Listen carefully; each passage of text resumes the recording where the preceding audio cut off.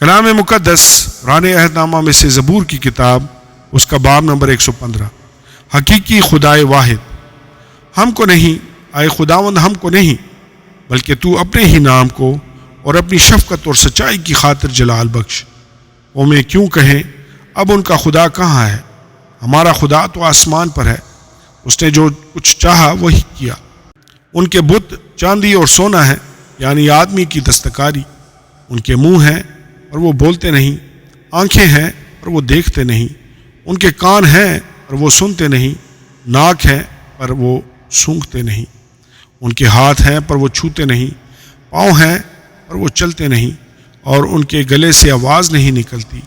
ان کے بنانے والے انہی کی مانند ہو جائیں گے، بلکہ وہ سب جو ان پر بھروسہ رکھتے ہیں۔ اے اسرائیل، خداوند پر توکل کر، وہی ان کی کمک اور ان کی سپر ہے۔ اے ہارون کے گھرانے، خداوند پر توکل کر، وہی ان کی کمک اور ان کی سپر ہے۔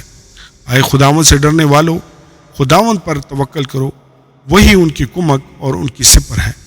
خداوند نے ہم کو یاد رکھا، وہ برکت دے گا، وہ اسرائیل کے گھرانے کو برکت دے گا، وہ ہارون کے گھرانے کو برکت دے گا۔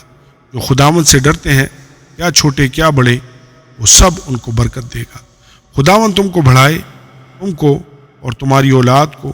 تم خداوند کی طرف سے مبارک ہو، جس نے آسمان اور زمین کو بنایا۔ آسمان تو خداوند کا آسمان ہے، لیکن زمین اس نے بنی آدم کو دی ہے۔ مردے خداوند کی ستائش نہیں کرتے، نہ وہ جو خاموشی کے عالم میں اتر جاتے ہیں، لیکن ہم اب سے ابد تک خداوند کو مبارک کہیں گے۔ خداوند کی حمد کرو۔ آمین اور آمین۔